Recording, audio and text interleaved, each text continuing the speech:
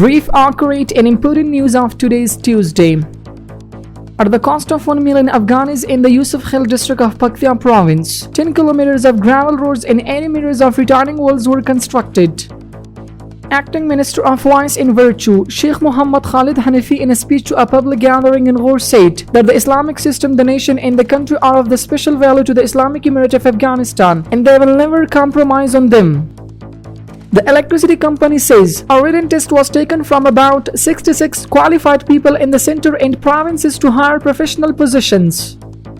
Qari Muhammad Yunus Rashid, the Deputy Minister of Youth Affairs of the Ministry of Information and Culture, said in a gathering with the adolescents of this province during his visit to Paktia, in the Islamic system everyone has the right to talk face to face with their officials and share their problems, criticisms, suggestions and requests with them.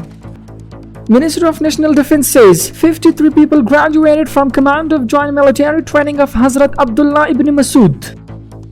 The Department of Agriculture and Livestock of Logar says that this year there has been an increase in the harvest of apples in this province. Kabul municipality says in the first and second passes of the 17th district, the concreting work of the alleys was completed and put it into operation.